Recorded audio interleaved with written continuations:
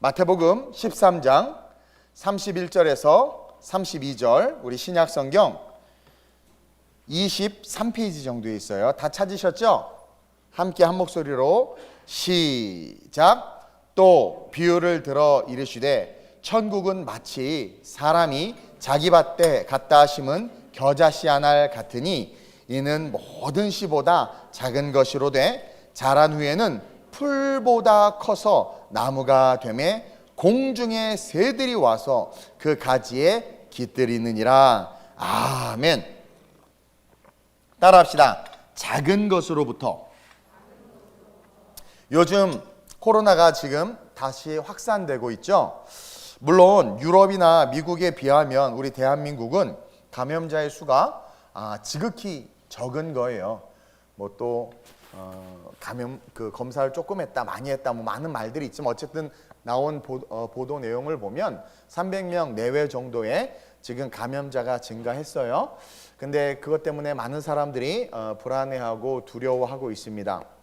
또 지금 갑자기 이렇게 뭐 다른 나라에 비해서는 정말 작은 건데 근데 어쨌든 예전에 80명, 뭐 50명, 100명대에 비해서 많아지다 보니까 우리 교회 성도들도 원튼 원치 않든 이상하게 그 동선 안에 이렇게 있다 보니까 그런 분들이 계세요 지금. 그래서 확진자랑 동선이 겹치거나 갔던 건물에 같이 있었거나 뭐 이런 일들이 종종 있어요. 그런 이야기들이 있어요. 그래서 제가 지금 다 나오지 말라고 그랬어요. 다 나오지 말고 뭐 아무 증상도 없고 뭐 하지만 단지 감염자랑 몇 시간 차이로 그곳을 지나쳤다는 이유만으로도 내가 나오지도 말라고 그랬어요. 나 얼마나 나쁜 목사예요? 재미가 없을 줄 알았어요. 어쨌든 원튼 원치 않든 우리 성도들이 좀 어려움을 좀 당하고도 있어요.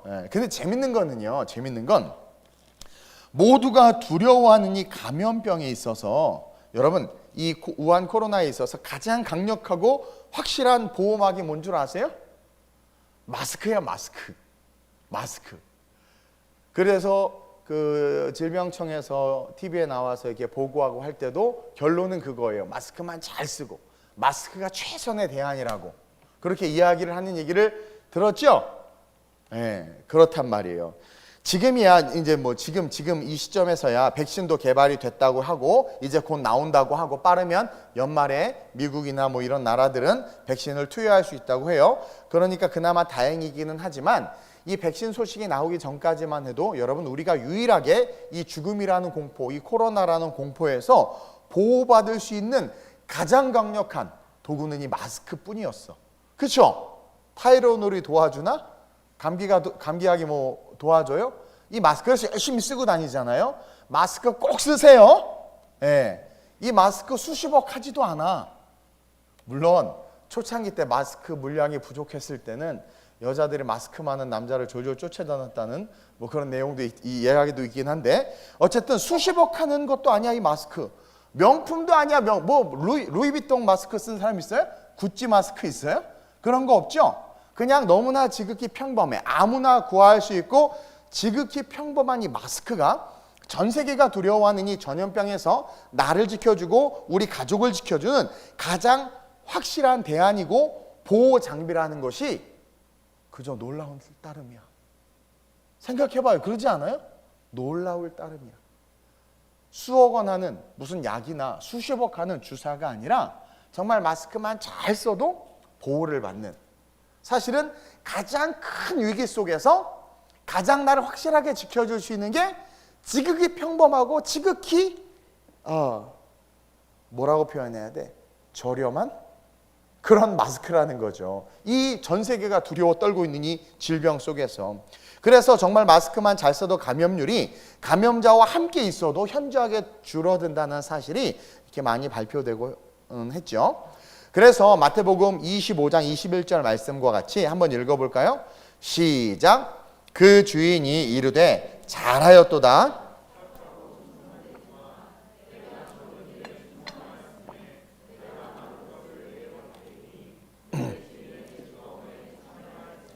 자, 제가 이 말씀이 왜 떠올랐냐면 그 주인이 이르되 달란트 비유에 대한 거예요. 달란트 비유. 5달란트를 받았든 2달란트를 받았든 어쨌든 그 받은 것에 충성돼서 그것이 많다 적다를 떠나서 내가 가진 디그리, 내가 가진 외모, 그렇죠? 견적이 안 나오는, 또 내가 태어난 삶의 환경, 내가 살고 있는 나라, 왜 나는 북한에 태어나서, 이런 원망과 불평과 이유를 대지 아니하고 내게 주어진 내 삶에 허락된 그것을 가지고 그렇게 열심히 산 그 영혼에게 주시는 칭찬이란 말이에요. 착하고 충성된 종아, 착하고 충성된 말을 들을 수 있었던 것은 적은 일에 충성했다라는 거야. 이것은 다른 말로 말하면 작은 것을 간과하지 아니하고 작은 것, 제가 오늘 설교가 작은 것으로부터라고 그랬죠. 그 작은 것을 소중히 여기고, 우리가 이 마스크 하나 쓰는 것만 해도 이 작은 거지만 잘 지키는 것이 사실은 정말 우리의 건강을 지키는 것처럼 이 작은 것에 충성하였으므로 내가 많은 것을 내게 맡기리니 내 주인의 하나님의 즐거움에 참여할지어다. 즉 주님은요, 우리가 주님의 말씀에, 그 작은 말씀에, 그 작은 사명에, 그 작은 부탁에 충성하길 원하는 거예요. 작은 부탁에, 작은, 뭐 비유가 여러분들이 어떨지 모르겠지만 정부에서 질병관리청에서 자꾸 마스크를 쓰라는 건 작지만 그것을 잘 우리가 감당할 때, 그렇죠? 우리가 질병으로부터 많은 부분 보호를 받을 수 있기 때문이고, 그 얘기는 뭐예요? 그만큼 우리에게 많은 기회가 주어진다라는 거기도 해요. 동시에 오늘 이 말씀과 빗대어서 제가 하고 싶은 이야기가 뭐냐면, 주님은 우리에게 끊임없이 뭔가를 말씀하시는데 사실은 큰 거를 이야기하지 않아요. 강민아, 너한테 본토 친척 아집을 떠나라고 그러지 않아. 이기훈 씨한테 맞아 죽잖아요. 그렇게 떠나라고 하지 않아. 은별아, 네 자산을 다 팔아서 가난한 자에게 나눠주라 그러지 않아. 그럼 너 도망갈 걸 아셔서 그런 거 아예 부탁도 안 하셔. 우리 주님은요, 사실 우리에게 요구하는 게 지극히 작은 거야. 옆 사람 보고 수요예배도 와야지. 헌금 내라고 그러면 싫잖아. 근데 우리 주님이 헌금 내라고 그래요? 수요예배 오라는 거야. 미워하지 말라는 거야. 그건 조금 힘들 수 있겠다. 그렇죠? 거울 보는 내 자신도 미운데. 어찌 보면 아주 작은 거란 말이에요. 이웃을 사랑하고 고아와 과부를 돌보고 교회의 일에 힘쓰고 하나님 기뻐하신 일을 하라는 거죠. 그러니까 하나님은 끊임없이 우리에게 작은 것을 요구하세요. 작은 말씀, 작은 사명, 작은 부탁에 충성하길 원한다라는 거예요. 그래서 그것에 충성할 때 넉넉히 세상을 이기고 넉넉히 꿈을 이루며 하나님의 영광을 위한 삶을 살 수 있다라는 거야. 착하고 충성된 종아, 네가 작은 것에 충성한 거야. 네 자존심 고집이 있어도 큐티를 하는데, 설교를 듣는데 하필 용서에 대한 설교야. 전날 싸웠거든. 그럼 뭐야? 나에게 부탁하시는 거구나. 그러면 그 부탁을 들어드리는 거야. 그럴 때 그 작은 것에 충성할 때 넉넉히 세상을 이기고, 내가 그 작은 것에 충성했기 때문에 너에게 큰 일을 맡길 거야. 꿈을 이루고 하나님의 영광을 위한 삶을 살게 된다라는 거죠. 근데 오늘날 많은 크리스찬들이 그 작은 것을 경히 여기다 보니까 감염되고 타락하고 세속화되고 하나님을 떠나는 모습을 보게 된다라는 거죠. 오늘 본문에서 주님은요, 천국에 대해 우리에게 말씀해 주실 때에도 다른 것이 아니라 지금 천국, 위대하고 아름답고 크고 6,000년 동안 이 땅에 존재했던 모든 믿고 죽은 자들과 하나님의 임의성 속에서 택함받은 자들이 구원받아 살게 될 그 천국 얼마나 크고 위대하겠어. 근데 그 아름답고 크고 위대하고 찬란하고 화려한 천국에 대해서 이야기하는데 재료를 뭘 쓰고 있어요? 겨자씨, 베이지도 않아, 보이지도 않아. 지금 천국에 대해서 우리에게 말씀해 주실 때에도 다른 것이 아니라 이 작고 작은 것의 대명사가 겨자씨거든요. 이 겨자씨를 이용해서 지금 말씀해 주고 계시는 것에 주목해야 된다는 거예요. 여러분, 천국은요, 크고 위대한 것으로부터 시작되는 게 아니라 우리에게 다가오시는 주님의 작은 음성으로부터 천국이 시작된다. 옆 사람에게 네 마음이 천국이 아닌 건, 하세요 좀, 네 마음이 천국이 아닌 건 겨자씨로 다가오시는 주님을 부려버렸기 때문이다. 뭐 그런 예화해야 되나? 옛날에 목사님이 겨자씨를 구해와가지고 권사님들 보라고 이렇게 해서 한 명씩 앞에 놨더니 안 보여 유 하면서 날아갔다고. 재미없어. 이럴 줄 알았어. 우리가 이런 유머가 안 통해. 어쨌든 그만큼 보이지도 않아. 근데 주님은 천국에 대해서 이야기할 때 겨자씨를 재료로 소스로 쓰셨던 것은 뭐냐면 저와 여러분들의 삶이 천국이 될 수 있는 비밀을 가르쳐 주는 거야. 그리고 나중에 영원한 천국에 들어가는 것은 뭐 이 땅에서 크고 위대하고 화려한 삶을 산 것이 아니라 우리에게 다가오셔서 세미한 음성으로 말씀하시는 그 작은 주님의 음성, 위대한 것 같지도 않고 큰 일 같지도 않은 그 작은 일, 그것에 순종할 때, 순응하고 억셉트할 때, 그때 비로소 여기서 뭐가 시작된다? 하나님의 나라가 시작된다 라는 것을 지금 이야기해주고 싶으신 거예요. 그래서 그 작은 말씀과 바램과 소원을 가져다가 우리의 삶에, 우리의 인생에 우리는 심어야 돼. 그래서 예배 때 나올 때 여러분들은 뭐 하러 와야 돼요? 나에게 주시는 말씀의 씨앗, 겨자씨처럼 자꾸 초라할지라도 내게 말씀하시는 그 음성을 듣고 그것을 내가 내 마음에 심어야지, 내 삶에 갖다 심어야지 라는 마음을 가지고 예배를 드려야 되고, 그럴 때 어느 순간 여러분들은 여러분들의 마음에 천국이 자라나고, 어느 순간 아침에 눈이 안 떠져 죽은 거죠. 다시 눈이 딱 떠서 보니까 주님 앞에 있는 거야. 천국에 가는 그런 인생이 될 수 있다라는 거예요. 자, 첫째로 겨자씨는요, 천국에 대한 은밀성을 우리에게 보여주고 있기 때문에 우리는 이 겨자씨를 가져다 심어야 된다라는 거죠. 자, 이 겨자씨 비유, 천국에 대해서 비유할 때 왜 겨자씨를 비유로 들었냐면 은밀한 거야. 은밀한 거. 그 겨자씨가 갖고 있는 그 천국에 대한 우리가 알지 못하는 그 놀라운 하나님의 로직, 그 로직 속에 있는 신비를 알게 하기 위해서 이 겨자씨를 주님이 예로 들고 있는 거예요. 자, 모든 씨와 식물이 그렇지만 특별히 눈에 보이지도 않을 만큼 작은 겨자씨가 어떻게 성장하는지 우리는 알 수가 없어. 알 수가 없어. 그렇죠? 겨자씨 누가 좀 갖고 와봐요. 보이지도 않아. 그 보이지도 않는 씨가 어떻게 자라나는지 관심도 없어. 물론 우리는 사과씨도 호박씨도 어떻게 자라나는지 관심이 없어. 근데 어린아이들에게 이렇게 주면 아이들은 눈에 보이는 씨앗이 크고 보일수록 그것에 자라나는 것에 대한 기대를 갖게 돼. 근데 보이지 않으면 아예 기대도 안 해.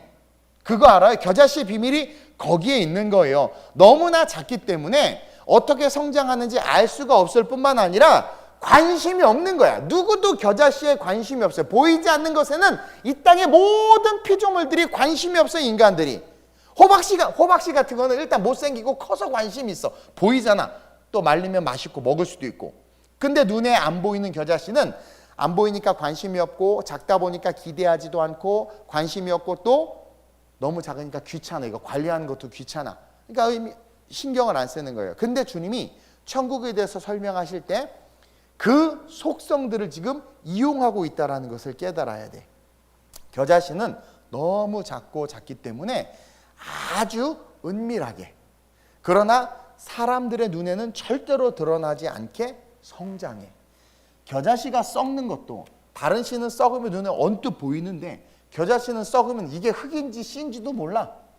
다른 씨는 썩어서 싹이 나면 그 싹이 눈에 유독 보이는데 이 겨자씨는 베이지도 않아. 관심도 없어. 근데 보이지도 않고 이 조그만 것이 어떻게 도대체 자라는지는 모르겠지만 어느 순간 자라나.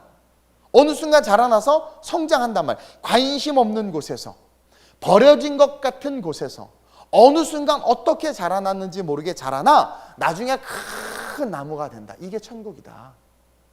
다들 화려하고 멋지고 아름다운 것들을 위해서 봉사하고 그것들을 위해서라면 시간을 내고 그것들을 위해서라면 내 삶을 올인하지만 좁은 길, 험난한 길, 남이 인정해 주지 않고 바라봐 주지 않는 길, 내 육체의 속성이 하고 싶어 하지 않는 일에게는 관심도 없어. 가지도 않아. 근데 어느 순간 시간이 지나서 딱 보니까 거기서 그 일을 했던 자들이 큰 자로 성장해 있는 거예요. 오히려 나는 크게 되기를 바라고 큰 꿈을 가지고 열심히 화려하게 뛰었지만 얻는 것은 아무것도 없이 초라한 모습으로 그렇게 서 있는데, 아니 쟤는 언제 저렇게 컸지? 그런 모습이 된다라는 거예요. 오늘날 얼마나 많은 사람들이 천국 가고 싶어요. 하늘의 상급을 쌓고 싶어요. 그렇죠? 수호 집사님 하늘의 상급 쌓고 싶어요? 이 땅의 상급 쌓고 싶어요? 안 들려요. 마스크 때문에. 잘하고 있는 거예요. 하늘의 상급을 쌓기를 원하지. 당연히 하늘의 상급을 쌓기를 원하지. 그리고 뭔가 큰 일을 하고 헌금을 해도 막 큰 헌금하고 싶죠. 정작 할 물질이 주어지고 할 기회가 오면 머뭇대겠지만 그래도 큰 헌금을 하고 싶은 이유가 뭐야? 보여지잖아. 그러지 않아요? 평소에 뒤에 앉던 분이 어느 날 앞에 앉았어. 그리고 계속 헌금 시간 봉투를 만지작거려. 간만에 큰 헌금을 넣은 거야. 앞에서 하고 싶은 거야. 그게 인간의 마음이에요.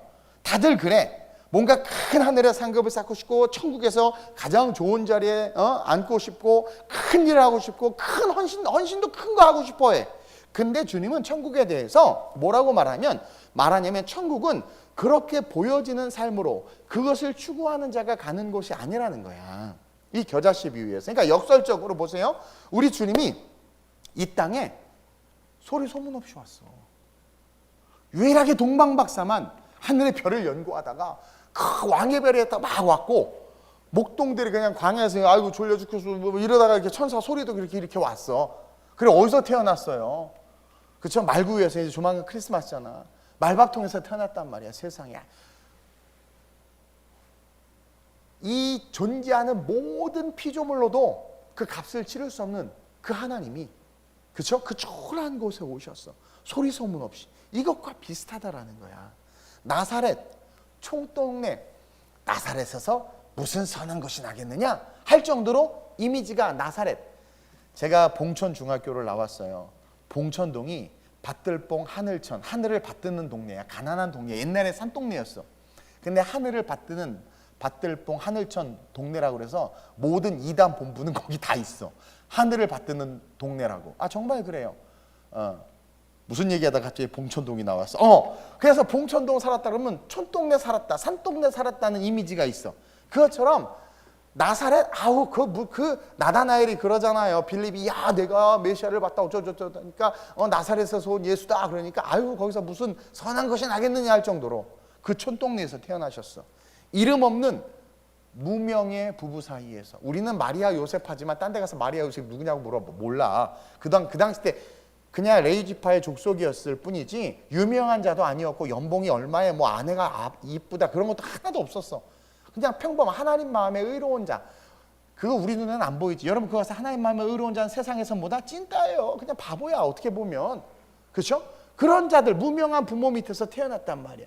소리 소문 없이 태어났고 말밥통에서 태어났어요. 그게 예수님이셨어. 근데 어느덧 자라나서 30살이 딱 되셔서 가나온인 잔치에 등장을 하셨는데 어떻게 했어? 시작부터 어떻게? 물이 변하여 평범을 변화시켜서 극상품의 삶으로 만드는 자가 나다. 보이지 않는 곳에서 말씀에 순종하고 그 말씀이 스며들고 말씀이 스며들어 삶을 살아가는 자들의 삶을 극상품으로 만든 영원한 천국에 이르는 하나님의 백성, made of God, 하나님이 만난 하나님의 사람으로 세우는 자가 나다라는 것을 증거하셨어. 수요일날 설교했죠? 예수님이 가는 곳곳마다 예수님은 어느 곳만 다녔어? 그렇죠? 범죄의 속을, 창녀촌, 가난한 자들, 어둠의 뒷골목들만 다녔단 말이에요. 근데 가는 곳곳마다 어떤 일이 일어났다고 그랬어요? 수요일날? 옆 사람 보고 안 왔으니 모르지.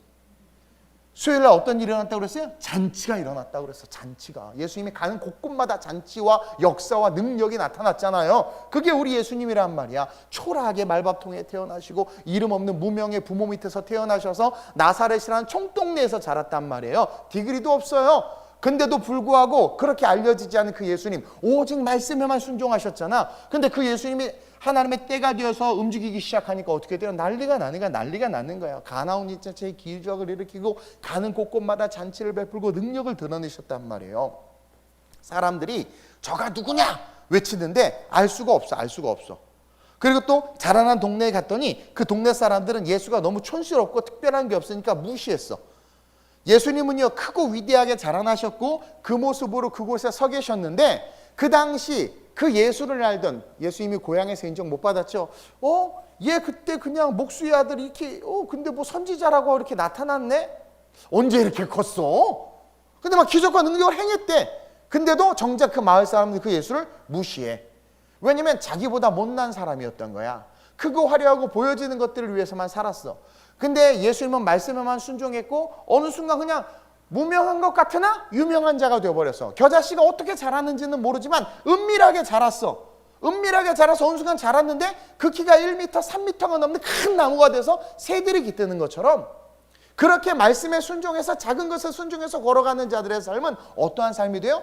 천국을 보여주고 천국으로 사람들을 이끌며 하나님의 역사와 능력의 실제함을 드러내는 멋진 자들이 될 수 있다는 거예요. 여러분, 예수님은요 우리의 마음의 천국, 삶의 천국, 인생의 천국을 주고 싶어 하시는 분이야.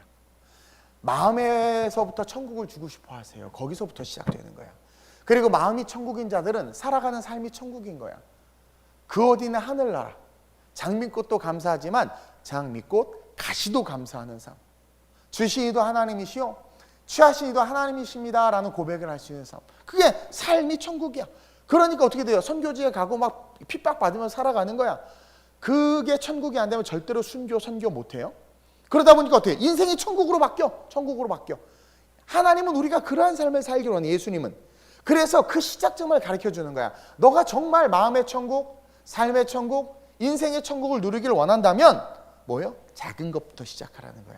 그 자금 때문에, 그 작고 작은 자금 때문에, 작은 세미한 주님의 음성, 그 작은 요절, 외운 말씀 하나 붙잡는 그 마음으로부터 시작해서 어떻게 성장하는지는 모르지만 주님이 우리에게 말씀하시는 그 세미한 음성에 귀 기울이고 작은 것에 충성할 때, 사무엘아 사무엘아 부를 때 네 여기 있습니다 라는 그 작은 음성에 반응할 때, 그것으로 말미암아 작은 것에 충성할 때 어느 순간 우리는 큰 것을 감당할 수 있는 자로 서 있는 거야. 그 어린 사무엘이 언제 그렇게 컸는지 모르겠어. 집에서 저녁 그 가을 겨울 이 비바람이 몰아치는 이 추운 날 밤 따끈한 치킨 스프를 부모와 함께 먹을 수 없을 정도로 막내였지만 인정받지 못해서 그냥 양똥치나 허드렛일이나 하는 그 다윗이 그냥 양똥치고 있었는데 어느 날 언제 저렇게 자라가지고 왕이 됐는지 모르겠는 거야. 그것처럼 세미한 우리에게 주시는, 매일매일 주시는 영혼의 양식을 먹고 그것을 심고 그것이 자라면 어느 순간 세상에 감당할 수 없는 모습으로 우리가 서게 된다라는 거예요. 크고 싶고 자라나고 싶고, 사무엘이 얘가 엘리압이 얘가 왕 같은데 주님이 나는 외모를 취하지 않고 중심을 취한다, 다윗을 왕으로 세웠던 것처럼 그 중심에 세미한 음성이 들어가서 순종한 자들을 아시고 그들을 세우신다라는 거예요. 그러니까 별벌을 없고 그냥 촌놈들이었는데 어느 순간 위대하게 일어나는 거죠. 그게 천국의 비밀이다. 아무리 위대하고 잘났어도 여러분 작은 것을 소홀히 하는 자들은요 다 하나님께서 걸러내셔. 주님은 우리를 은밀하게 성장시키길 원해요. 은밀하게. 저 역시 그렇게 성장했어요. 보잘것없고 잘하는 것 없고 잘한 것 없고 어찌 보면 평범 그 이하야. 예전에 저를 아는 사람들은 지금의 저를 보면 깜짝 놀래요. 너가 그 유명한 이동훈이야? 너가 DHL 사장은 아니지? 막 그러면서. 안 웃을 줄 알았어. 내 이니셜이 동훈이야. DHL인데. 어쨌든. 그러니까 근데 어느 순간 목회자가 돼서 이 자리에서 이렇게 여러분들에게 웃지도 않지만 웃기려고 노력하면서 설교를 하고 있단 말이야. 그리고 예전에 저를 알았던 사람들, 예전에 저의 스승이었던 분들도 깜짝 놀라는 거. 너 그냥 조용하게 그냥 학교 다니던 아이였는데 언제 이렇게 너 이렇게 말도 잘하고 이렇게 적극적이었어? 강단에서만 그래요? 네. 놀란 거예요. 그러니까 그렇게 지금 이렇게 저도 이렇게 서 있는 거예요. 그것처럼 사도행전 볼까요? 4장 13절 14절 시작. 그들이 베드로와 요한이 담대하게 말함을 보고 그들을 본래 학문 없는 범인으로 알았다가 이상히 여기며 또 전에 예수와 함께 있던 줄도 알고 또 병 나은 사람이 그들과 함께 서 있는 것을 보고 비난할 말이 없는지라. 아니 저 학교도 안 다니고 저 깡짜무식 촌놈들인 줄 알았는데 사내들린 공회에서 그들이 변론을 하는데 이스라엘 지도자들이 대꾸를 못하네? 반박을 못하네? 그러니까 아니 쟤네들 언제 저렇게 유식해졌어? 아니 쟤네들 범인 평범한 사람 아니야? 근데 쟤네 무슨 언제 과외 받았어? 이거 놀란 거야. 어느 순간 베드로와 요한이 어떻게 되어 있는 거예요? 고기만 잡고 생선 머릿수만 세다가 다시 또 까먹어서 다시 세고 했던 그렇게 IQ 두자들을 멍청한 애들이 어느 순간 훅 자라가지고 당대 석학과 박사들조차도 감당할 수 없는 자가 돼 있었단 말이에요. 그러니까 옛날 모습 가지고 여러분들 정지하고 손가락질하는 놈들은 다 끊어버리세요. 이전 사람이야. 보라 이전 것을 지나서 새 것이 되었다. 그리고 우리는 기억해야 돼. 이 베드로와 요한처럼 그 작고 자금으로부터 시작해서 얼마나 많이 실수와 실패와 넘어짐이 있었어요. 그러나 하나님의 말씀을 딱 붙잡고 예루살렘을 떠나지 말라는 그 말씀 하나만 제대로 딱 붙잡았어. 마지막에 주님 들려 올라가시니까 꼭 붙잡고 기도했더니 성령 받았네. 그러고 나서 그 자금으로 시작된 그 주님이 부탁한 예루살렘을 떠나지 말고 내가 너에게 분부한 약속한 성령을 기다리라. 그것을 딱 가슴에 새기고 심으니까 어느 순간 그 성령을 받고 나도 모르게 자라나서 은밀하게 자라났는데 겨자씨가 큰 나무가 된 것처럼 베드로와 요한이 거목이 되어 있었던 거예요.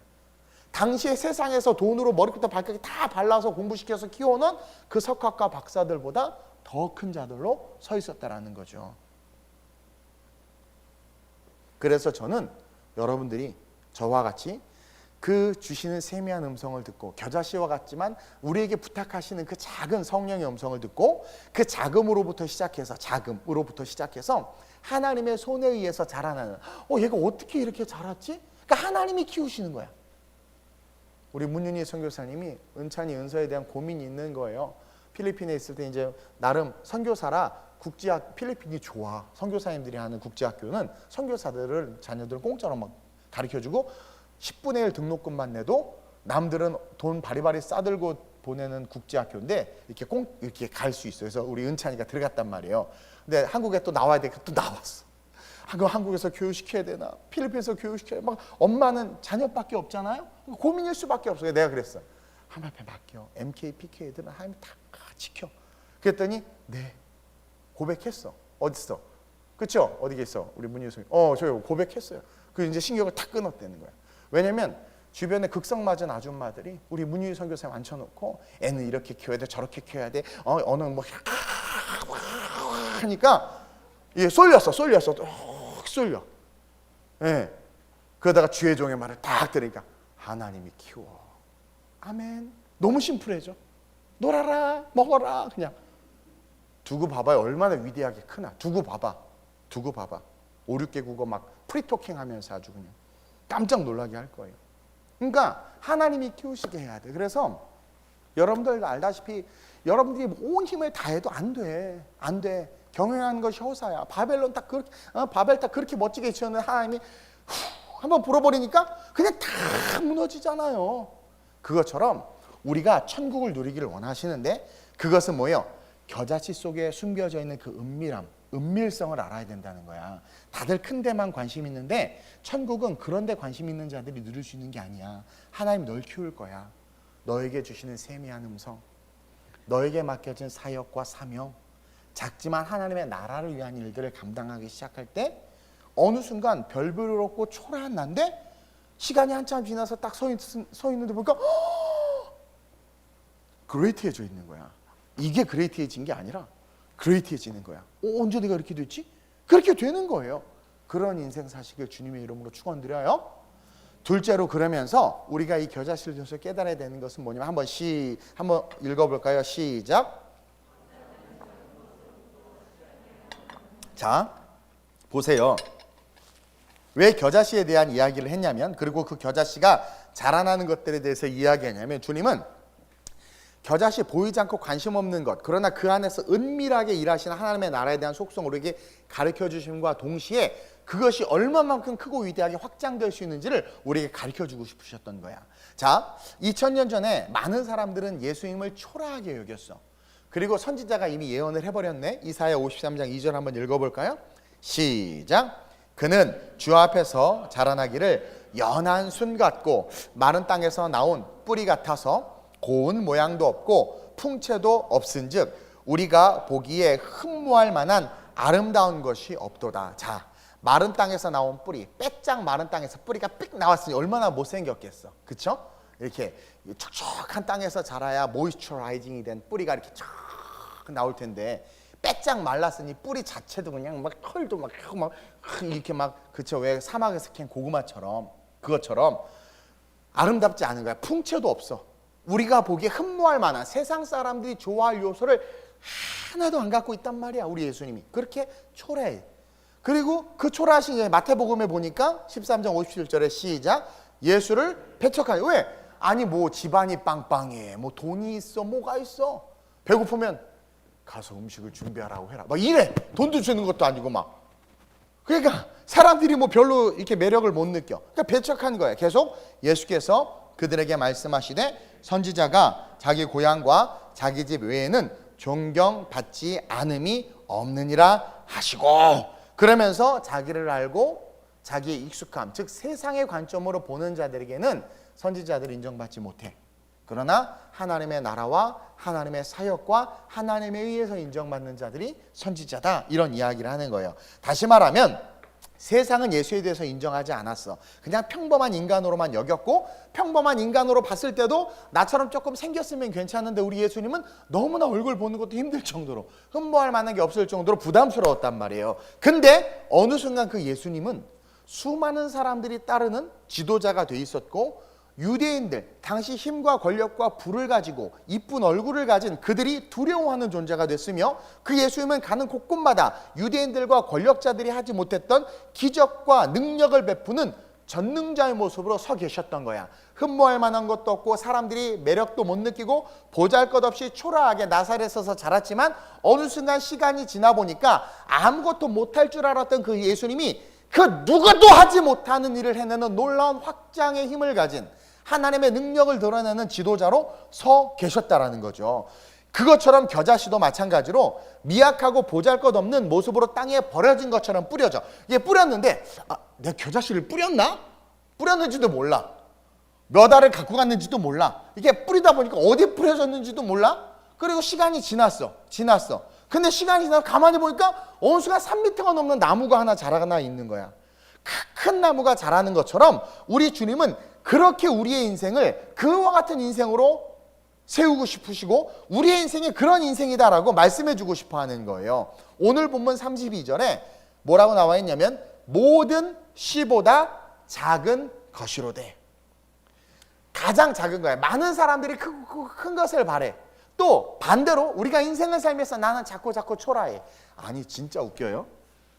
그 임대 아파트에 사는 애들하고 놀지 말라고 그러면서 임대 아파트 사는 사람들을 그렇게 서럽게 하고 하더니 임대 아파트를 엄청 많이 만들어준대. 그럼 좋아할 줄 아나 봐.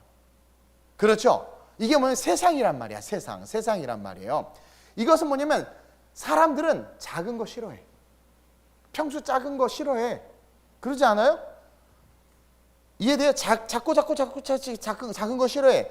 다 크고 큰 것만 좋아해. 근데 주님 지금 역설적으로 말하는 거야. 괜찮다고 말하는 거야. 뭐라고 말하냐면, 모든 씨보다 작은 것이로되. 이것은 세상은 다 브랜드 아파트로 가고 싶어 하지만, 너희들이 자꾸 초라한 움막으로 온다 한다 할지라도 그것이 중요한 것이 아니라, 예수에게로 오면 놀라운 확장의 축복이 있는데, 그것이 모든 씨보다 작은 것이로되 그것이 자라서 어떻게 돼요? 나무가 된다라는 거야. 그냥 심어서 나무가 되는 건 나무가 되겠거니 하고 다 인정해.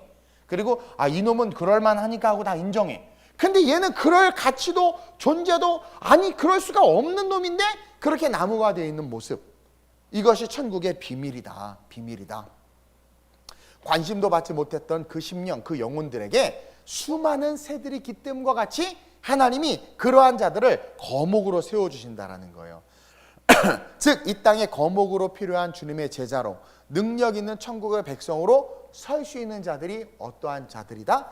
작은 것으로부터 시작해서 그 은밀함과 그 다음에 하나님께서 작고 작은 나라도 들어 쓰셔서 광야에 굴러다니는 막대기 하나 물에 던졌더니 그 60만이 살 수 있었던 것처럼, 그게 뭐예요?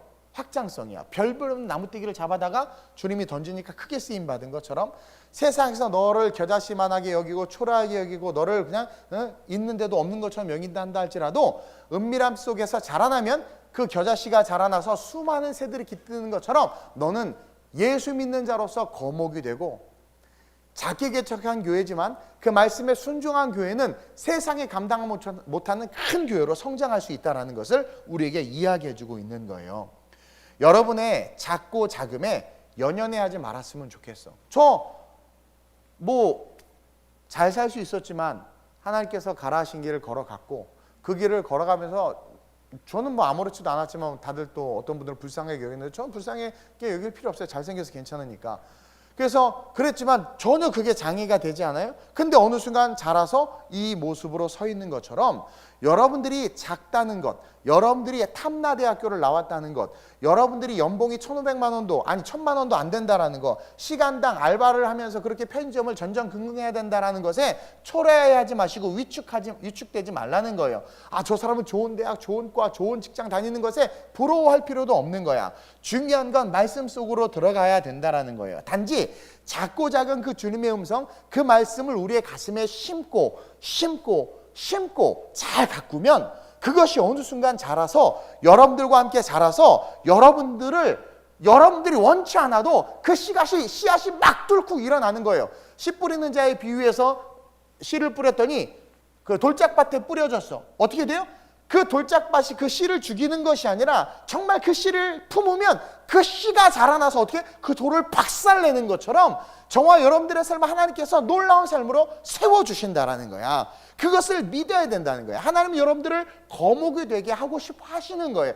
그래서 다윗 그 초라한 아이를 하나님께서 이스라엘의 가장 위대한 왕으로 세운 거란 말이에요. 우리는 내가 혈통으로나 육정을 타고날 수 없어. 뭐 부잣집에서 태어나고 싶고 권세자의 가문에서 태어나고 우리 할 수 없어. 그러나 태어났죠? 태어났다면 그 순간 우리 예수를 붙잡으면 되는 거야. 그러면 이제는 하나님 나라에 소유된 백성이 왕 같은 제사장이기 때문에 환경에 의해서 세워지는 나가 아니라 하나님의 은밀함과 하나님의 놀라운 확장성으로 말미암아 세상의 천국을 드러낼 수 있는 위대한 사람으로 세워질 수 있는 게 저와 여러분들이라는 거예요. 그래서 아이들이 우리 임여진 선생이 보니까 나도 예수 믿고 싶고 교회 가고 싶다. 우리 수호 집사님을 보니까 저 직원을 보니까 나도 교회 좀 다녀야 되겠는데 이래야 돼. 깃든다는 게 그거야. 근데 안 깃들지. 마귀숙기만 깃들죠. 성형수술 다이어트 이런 것만 깃들잖아. 여러분들이 무엇을 추구하면서 살아가는 거예요? 세상을 추구하면서 살아가는 거야. 우리는 이 말씀에 주목해야 돼요. 하나님 우리를 거목으로 성장시키고 싶어요. 우리의 존재가 무엇이든 상관없어. 그냥 겨자씨 같은 존재를 한다 할지라도 스며드는 말씀에 젖어들면 하나님 우리를 거목으로 세우신다라는 거예요. 보세요. 마태복음 28장 19절 시작. 그러므로 너희는 가서 모든 민족으로 제자를 삼아 아버지와 아들과 성령의 이름으로 세례를 베푸고. 자, 이 말을 선포하는 제자들 12 제자와 120문도들은 형편없는 사람들이었어. 실패자들이었단 말이에요. 근데 그들을 향해서 모든 민족으로 제자를 삼으래. 아니 평범 그 이하의 삶을 살던 자들에게 주님이 지금 하는 말씀을 들어봐. 모든 민족으로 제자를 삼아. 여러분들의 스승을 여러분들보다 못한 사람을 스승으로 두고 싶겠어? 아니죠. 근데 객관적으로 못했어. 근데 사도행전 보니까 어떻게 됐어요?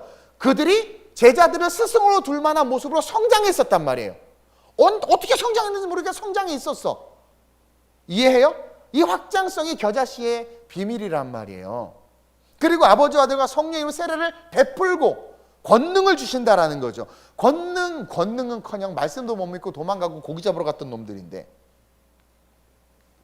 즉 평범 이하의 삶을 살던 자들에게 주신 이 말씀은 나에게 주신 말씀이요, 이것이 바로 겨자씨 같은 우리가 어떤 확장성의 축복과 능력을 누릴 수 있는지를 보여주는 말씀인 거예요. 따라서 말씀을 가슴에 심어서 성령이 우리를 확장시킬 수 있도록 우리 자신을 주님께 드리는 그런 성도들이 돼야 돼요. 말씀을 가슴에 심어야 돼. 그러면 성령이 우리를 확장시켜. 말씀이 이끄는 대로 갈 수밖에 없어. 성령은 예수를 증거하는 영이에요. 그러다 보면 나도 모르게 예수를 증거하게 되고, 예수를 증거하는 자들에 대해서 뭐라고 그래? 너희는 세상의 빛이라고 그랬어. 산 위에 있는 동네가 숨길 수 없다고 그랬어. 그것은 내추럴한 거야. 그래서 예수가 드러나기 시작하면 절대로 꼬리가 될 수 없어요. 예수가 드러나는 자가 어떻게 꼬리가 될 수 있어? 절대로. 예수가 드러나면 섬겨야죠. 그래, 그 섬김 자체도 존경과 높임을 받게 돼. 예수를 제대로 믿고 제대로 섬기면 수많은 사람들이 따를 수밖에 없어요. 그걸 여러분들이 분명히 알아요. 그래서 주님은 너가 타고난 신분, 여러분 인도에 가보세요. 그 카스트 제도는요 절대로 벗어날 수 없는 굴레야. 아무리 뭐 별짓을 다 해도 그 신분에서 해결할 수가 없어. 근데 예수를 만나면 어떻게 돼? 그 불가촉 천민이라고 불리는 그들도 어떤 존재가 돼요? 지도자가 될 수 있는 거야. 여러분 말씀은요 세상의 모든 틀을 깨요. 우리의 모든 상식과 이성을 다 박살낼 수 있는 게 말씀이란 말이에요. 그 말씀 안에서 확장되어지기 시작하면 여러분들이 학대받는 가정에서 자랐든, 여러분들이 뭐 예전에 이루 말할 수 없는 살인과 어떤 범죄를 저질렀든 상관없어요. 성경 봐봐, 다 나오잖아. 종류별로, 그냥 카테고리별로 다 나오잖아. 일곱 귀신들은 여인부터 남편 5 갈아치운 잡아먹은 아내부터 시작해서 가늠한 여인부터 시작해서 별 종류가 다 나오지만 다 어떻게 됐어? 다 높임과 존귀함을 받는 주님의 제자들이 됐어. 그들이 확장되고 나서부터는 그들의 과거에 대해서 말하는 자들이 없어졌고, 그 과거가 그들의 발목을 잡을 수 없을 뿐만 아니라 그들의 삶에 예수가 드러나니까 그들의 인생은 점점 빛으로 계속해서 높아지고 넓어질 수밖에 없었다라는 거예요. 그래서 말씀을 가슴에 심어야 돼. 그러니까 이 마스크처럼 여러분 이 작은 말씀이요. 돈 드나? 말씀 보는데? 말씀 받는데 돈 들어요? 제사 지내야 됩니다. 이래요? 이게 뭐 도를 하십니까?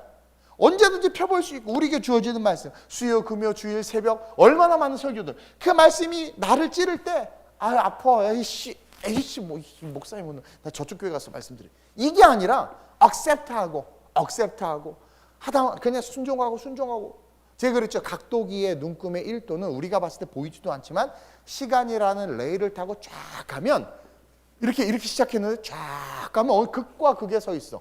어느 쪽에 서 있을까요, 여러분? 그거예요. 거목이 되는 거야. 아유, 목사님 또 큰 사람 되라고. 하여튼 목사님 성공한 것만 좋아하고 큰 사람만 좋아해라고 생각하는 그 사람은 그 사람 속에 말씀이 없는 거야. 내가 말하는 말의 의미를 모르는 거야. 지금 성경이 말하는 뜻을 모르는 거야. 너희는 세상의 빛이라고 그랬어요. 그래야 구원할 수 있잖아. 무슨 말인지 아세요?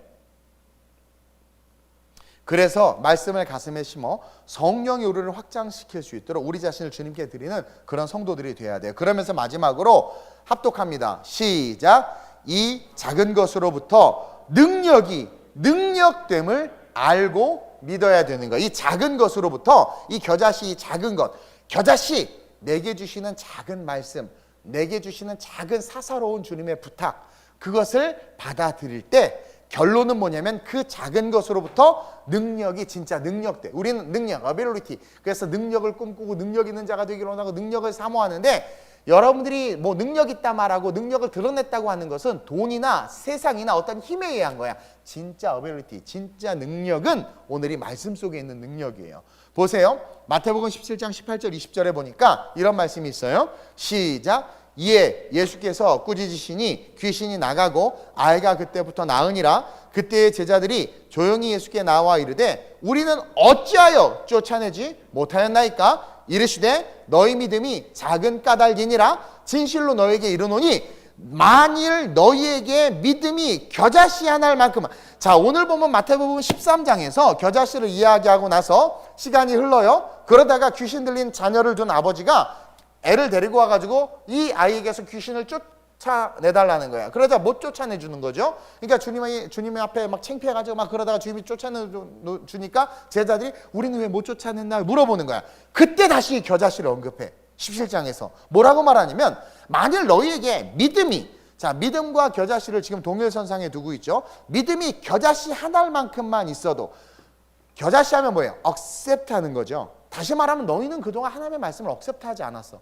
예수님이 가르친 말씀 하나도 억셉트하지 않은 거야. 귀로만 들었지 마음으로 믿지 않았어.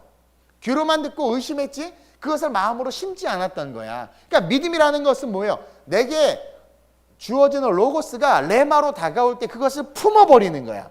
그래서 저는요 젊을 때 I can do everything through him who gives me strength. 이걸 내가 내 삶의 표어였어. 내게 능력 주시는 자 안에서 내가 모든 것을 할 수 있다. 나는 그걸 레마로 받아가지고요. 난 모든 것이 I can do everything 하면서 막 다녔어. In Christ, 주님 안에서. 내게 능력 주시는 자 안에서. 그러니까 레마가 돼버린 거야. 로고스가 레마가 된 거예요. 그래서 막 도전했더니 막 진짜 되는 거야. 근데 제자들이 뭘 못했냐면 예수님을 3년 동안 졸졸졸 쫓아다니고 그 수많은 설교를 들었음에도 오늘 우리처럼 마음에 심지를 않아. 그냥 듣고 시간 때우는 거야. 아, 도장 찍었다. 오늘은 좀 지식적인 게 있었어. 그러면서 자기 만족하고 돌아가는 거야. 그리고 받은 말씀을 써야 되는 삶의 필드에 부딪혔을 때 그 말씀을 꺼내서 쓰지를 않아. 내가 시간을 하나님 앞에 드리는 문제에 직면했을 때 우리는 예배도 너무 경히 여겨. 너무 소홀히 여겨. 그리고 예배보다도 하나님보다도 물질이나 세상이 사실 더 중요해. 주님이 너를 찾는다. 다음 주에 갈게요. 사장님이 너를 찾는다. 바로 달려가잖아. 그게 뭐냐면 말씀이 심겨지지 않은 거야. 듣기만 들었지. 그래서 이 귀신을 쫓아내지 못한 것에 주님이 화가 났어요. 본문을 다 읽어보면 왜 이 쫓아낼 수 있는 게 당위성이야. 근데 못 쫓아냈어. 그러니까 얘네들도 왜 못 쫓아냈나 물어보니까 너희에게 만일 믿음이 겨자씨 하나만큼만 있어도, 겨자씨는 심겨져야 자라나죠. 그러니까 심겨지지 않은 거야, 말씀이. 그러니까 말씀이 심겨지지 않으면 믿음은 절대로 있을 수가 없다. 종교생활 30년, 40년, 교회 30년, 40년 다니고 장로, 권사, 집사, 안수 집사여도 말씀이 심겨지지 않으면 뭐예요? 믿음이 없는 자예요. 그래서 만약에 말씀이 심겨지면 겨자씨만큼만 있어 이 산을 세상에 너무 극과 극이죠. 이 산을 겨자씨 보이지도 않는데 이 산을 들어 이 산을 명하여 여기서 저기로 옮겨지라 하면 뭐래요? 그만큼 우리가 위대한 자들이야. 근데 위대한 자를 찾아볼 수가 없어. 왜? 말씀은 심지를 않으니까. 옮겨질 것이요. 시작. 또 너희가 할렐루야. 옆 사람에게 너는 못할 것 투성이지. 너희가 못할 것이 없으리라. 언어 못할 것이 없으리라. 사업 못할 것이 없으리라. 관계 못할 것이 없으리라. 근데 왜 못해요? 믿음이 없어. 왜 믿음이 없나요? 겨자씨만한 말씀 하나도 심어서 소화해서 흡수할 능력이 없는 거야. 그래서 주님이 다시 13장에 언급했더니 겨자씨를 끌어갖고 와서 마태복음 17장에서 이야기하는 거예요. 네 안에 천국이 없어서 천국에 있는 능력이 나가지 못한다라는 거예요. 그러면서 겨자씨의 결론을 능력으로 귀결시키고 있어 지금. 너희가 못할 것이 없다. 이 산을 들어서 저리로 옮기라면 옮겨질 것이다. 그래서 바울이 이야기했죠. 고린도전서에서 뭐래요? 하나님의 나라는 말에 있지 아니하고 능력에 있다. 네가 진짜 하나님의 나라를 소유했다면 말에 있지 않아. 능력에 있어.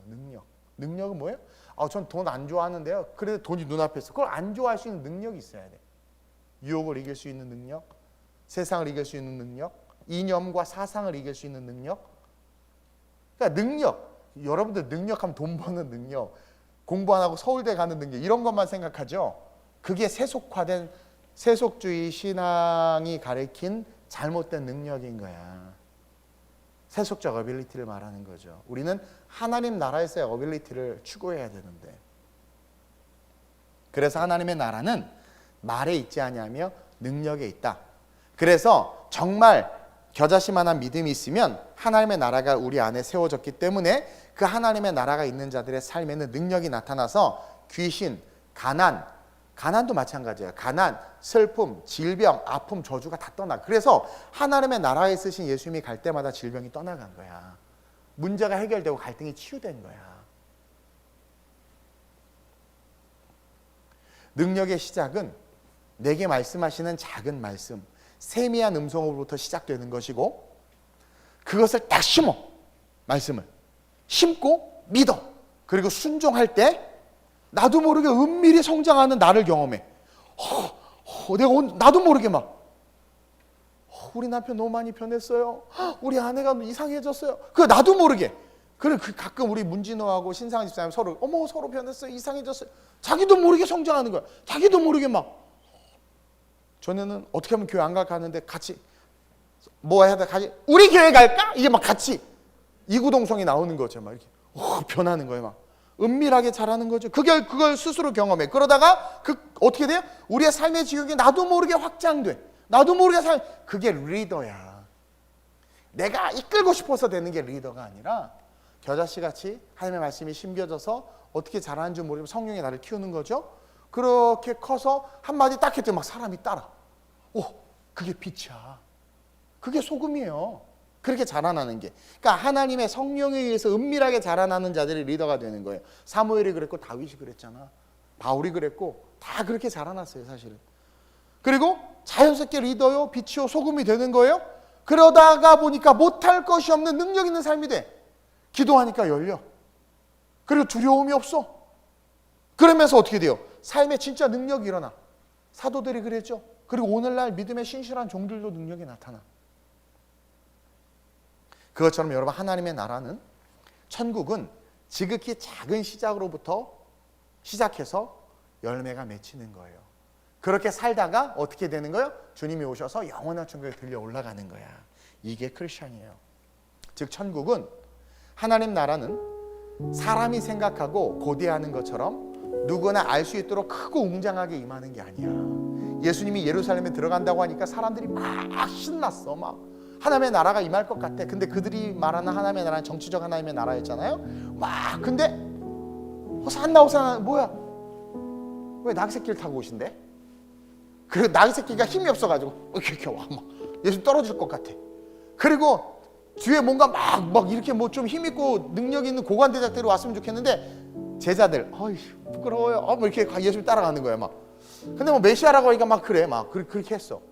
근데 나중에 왜 예수를 향해서 돌을 던진 줄 아세요? 그들은 하나님의 나라가 크고 웅장하고 위대하게 임하기를 원했던 거야. 자기네들의 관점을 가지고. 왜 그런 거 있잖아요. 하나님은 그냥 하늘에서 얼굴을 쑥 내밀어서 구름에서 예수 믿어라 그랬으면 좋겠어요. 그럼 다 믿을 텐데 막. 뭔가 우리가 생각해 진짜 크고 웅장하고 뭔가 막 드라마틱하고 역사 막. 근데 그렇게 임하지 않아요. 은밀하게 임해. 그래서 전도에 미련한 것으로 주님의 복음을 증거하기를 원한다고 우리가 말씀하셨잖아요. 천국은요, 하나님의 나라는 그렇게 사람들이 생각하는 것처럼 그렇게 임하지 않아. 그것과 정반대로 예수의 사역 속에서 눈에 띄지 않게 조용히 임하고 있다는 것을 우리는 알아야 돼요. 여기도 하나님의 나라인 거예요. 이 예배도 하나님의 나라인 거예요. 그리고 지금도 하나님은 그러한 자들, 겨자씨같이 작지만 우리에게 세미하게 들려주시면서 네가 해라, 섬겨라, 교사해라. 그럴 때 아멘, 아멘. 근데 여러분 너무 싫어요. 싫어요. 그거 뭐가 있고요. 어떤 집사님이 그러는데 교사는 절대 하지 말래요. 성령이 교사를 하라고 그랬어. 근데 어떤 집사님이 하지 말래요. 시간 맨날 토요일날 나와야 돼요. 천국에서 나가라. 너 나가. 그럴 것 같아요, 주님.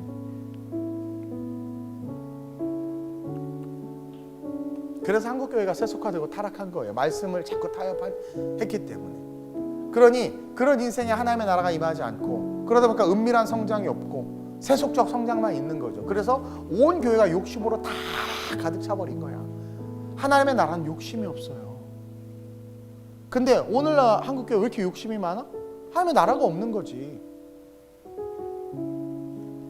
하나님 그런 사람들 안 써요. 하나님은요, 눈에 띄지 않게 조용히 하나님의 나라가 임함을 알고 믿고 내게 말씀하신 그 말씀을 받아들이면서 주어진 곳에서 착하고 충성된 종, 작은 것에 헌신하는 자들, 그들을 통해서 하나님의 나라는 지금도 코로나 사태 속에서도, 전쟁의 위기 속에서도 지금도 조용하게 하나님의 확장돼. 계속 확장되고 있어. 지하교회에서 계속해서 확장되고 있어.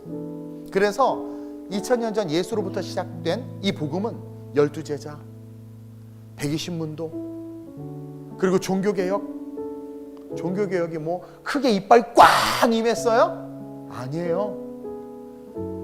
하나님의 나라를 소유한 그 겨자씨를 품은 한 사람을 통해서, 한 사람을 통해서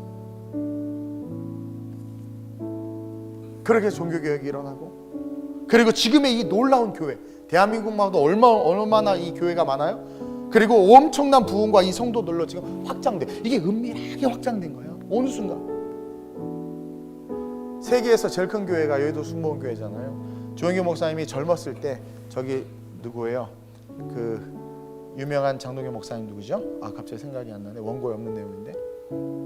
훌륭하신 분이죠. 쫓아가서 그 어떻게 해서 이렇게 부흥했어요? 비결 알려주셨더니 하나님이 하셨습니다 그랬대.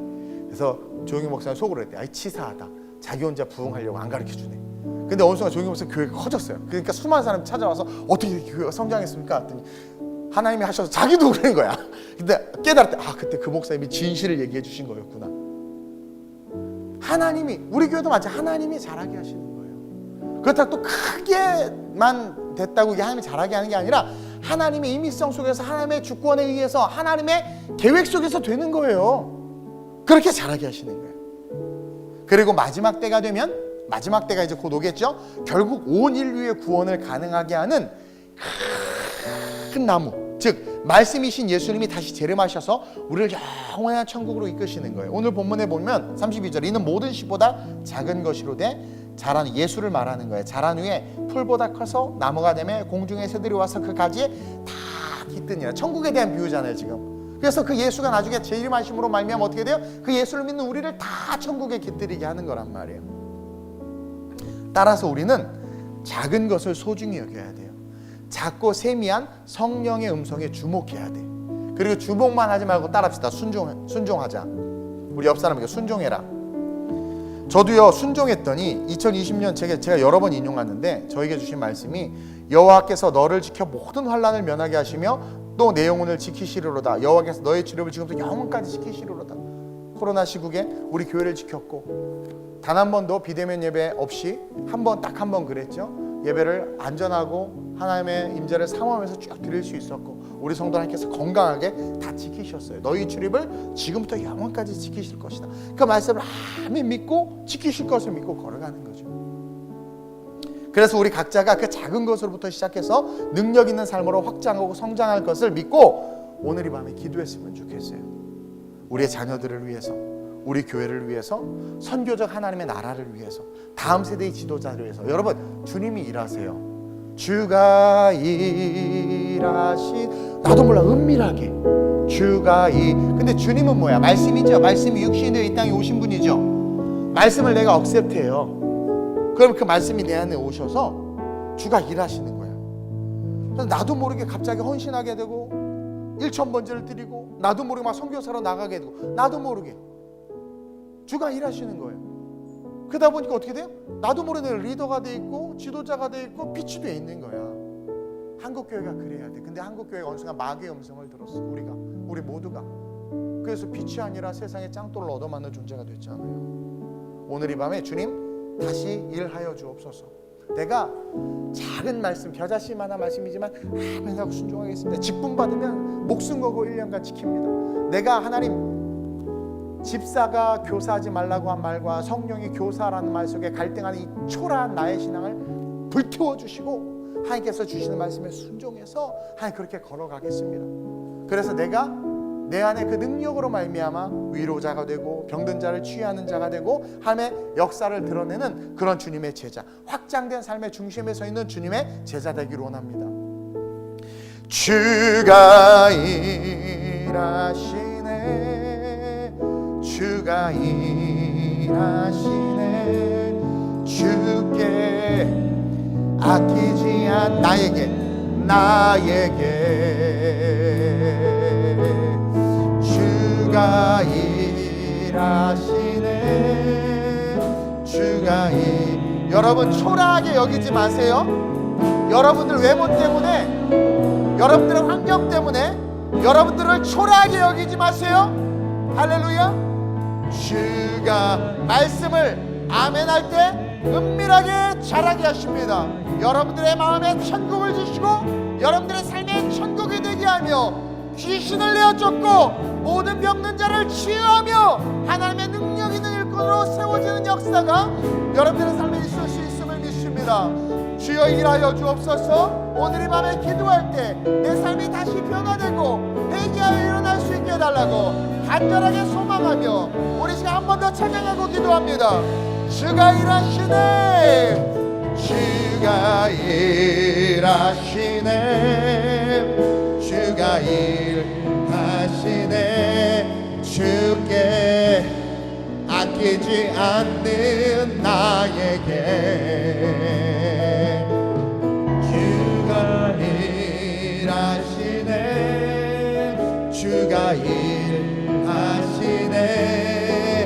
신뢰하며 걷는 오늘의 밤 기도합시다. 하나님 말씀을 아멘할 때 은밀하게 그 말씀이 나를 자라게 하심을 배웠습니다. 내 삶이 확장됨을 배웠습니다. 내 안에 천국이 임하고 그것이 능력으로 나타남을 배웠습니다. 그래서 수많은 새들이 가지에 깃들과 같이 지도자의 리더로 성장함을 배웠습니다. 오늘 말씀을 가슴에 품고 하나님 내가 은밀하게 하나님의 말씀을 가슴에 품어 하나님이 성장시키는 그 한 사람이 되게 해달라고, 오늘 말씀으로 말미암아 거룩하게 일어날 수 있게 해달라고, 영원한 천국이 실제가 되는 삶을 살며 이 땅에서 천국을 누리며 살아가는 주님의 용사 될 수 있게 해달라고 성령의 감동을 따라 주님을 세 번 부르고 합심으로 전심으로 기도합니다.